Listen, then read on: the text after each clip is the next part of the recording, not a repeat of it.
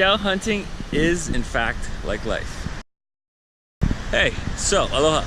A couple analogies for you on this thoughts on the spot. Number one, never ever underestimate that what you thought you needed to do or what you thought you were going to do might get pushed aside for something that is better.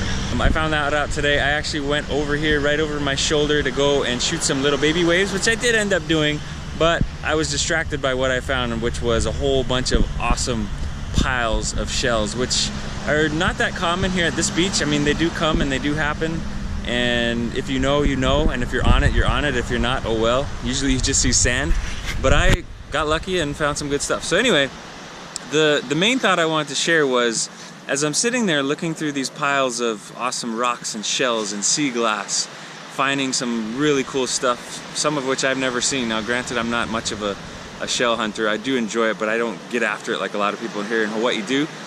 But I found some interesting stuff, and I started to think that because of the morning light, something very interesting was happening.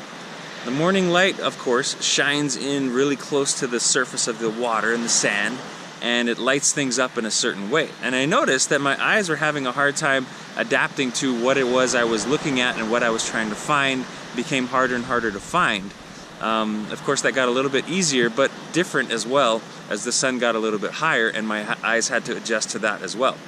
So the interesting thought I had that you can probably take from this, I hope, is that it's a lot like life. Sometimes if you're going through maybe a hard situation at work or with a family member, or you're getting into those senseless online battles about politics and other stuff, and at stake is a battle of wills, a battle of perspectives, a battle of views. It might cause you to kind of rethink the way you're looking at stuff if you really want to see something in a different light.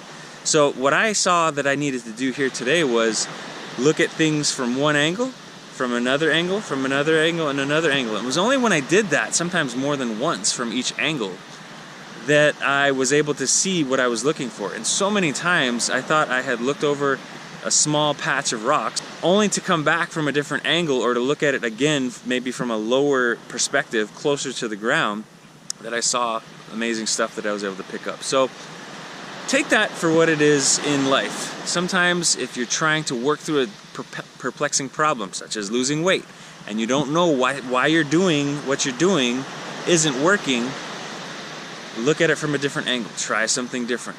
Take a step back, look at the perspective of everything that is surrounding you, in your surroundings, or is in front of you, and see how it all fits together, how it works together, how it doesn't work together. And you may find that there's something there that you hadn't noticed before, if you take the time. And that may be the key thing here, is to have the patience needed to take the time to look at stuff from all different perspectives and angles. And I think that's a skill that all of us as humans probably would be well served to develop, not just in fixing our own personal problems, but in our interpersonal relationships, where we're trying to relate with other people, and hopefully we are, and understand them and respect them and honor them, etc., etc. So that's all I had for that, guys. Aloha and take care. Aloha.